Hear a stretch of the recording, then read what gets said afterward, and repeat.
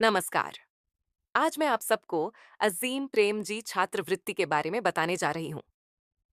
यह एक पहल है जो लड़कियों को अपनी कॉलेज शिक्षा जारी रखने में सहयोग प्रदान करती है।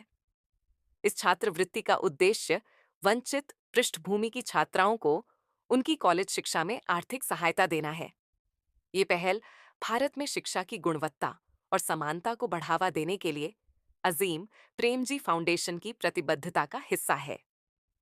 योग्य छात्राओं को उनकी पहली स्नातक डिग्री या डिप्लोमा की पूरी अवधि के लिए प्रतिवर्ष 30,000 रुपये दिए जाएंगे।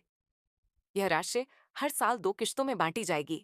हर किश्त 15,000 रुपये की होगी। इसका उद्देश्य फीस और अन्य शिक्षा से जुड़े खर्चों को पूरा करना है। कौन आवेदन कर सकता है?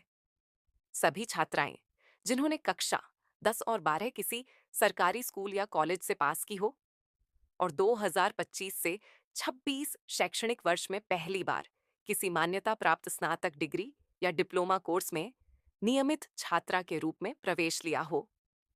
ध्यान रहे, यदि आपने पहले से अजीम प्रेमजी यूनिवर्सिटी या विप्रो की किसी अन्य छात्रवृत्ति जैसे संतूर छात्रवृत्ति ली है, तो आप इसके लिए पात्र नहीं होंगे।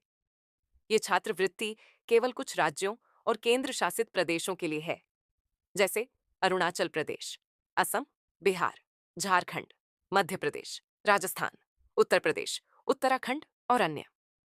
कुल 19 राज्य और केंद्र शासित प्रदेश इसमें शामिल हैं। अब बात करते हैं प्रक्रिया की। सबसे पहले हमारी वेबसाइट पर नया आवेदन जमा करना होगा। इसके बाद आपका आवेदन समीक्षा प्रक्रिया से गुजरेगा। फिर छात्रवृत्ति की राशि 2 किश्तों में आपके खाते में जाएगी और अंत में अगले वर्ष छात्रवृत्ति जारी रखने के लिए नवीनीकरण करना होगा। इस वर्ष आवेदन की अंतिम तिथियां 2 चरणों में बांटी गई हैं। पहला चरण 10 सितंबर से 30 सितंबर 2025। दूसरा चरण 10 जनवरी से 31 जनवरी 2026। अक्सर ये सब सवाल पूछे जाते हैं। 1. क्या डिस्टेंस लर्निंग वाली छात्राएं भी आवेदन कर सकती हैं? नहीं, ये छात्रवृत्ति सिर्फ नियमित पढ़ाई करने वाली छात्राओं के लिए है। दूसरा, अगर मैं दूसरे, तीसरे या चौथे साल में हूं, तो क्या मैं अप्लाई कर सकती हूं? नहीं, केवल पहली साल की छात्राएं ही इसके लिए पात्र हैं। फिर पूछा जाता है, क्या ये मेरिट बेस्ड छात्रवृत्ति है? नहीं, ये पूरी तरह से जरूरत आधारित छात्रवृत्ति है, ताकि जिन छात्राओं को सच में आर्थिक मदद की जरूरत है, उन्हें सहयोग मिल सके। और एक आखिरी सवाल, क्या इसमें कोई उम्र की सीमा है?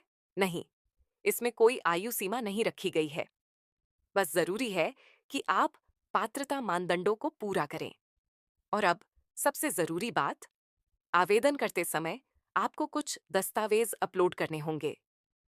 कृपया ध्यान से दिए गए निर्देशों को पीआरएच लें, ताकि जब आप फॉर्म भरने जाएं तो कोई दिक्कत ना हो।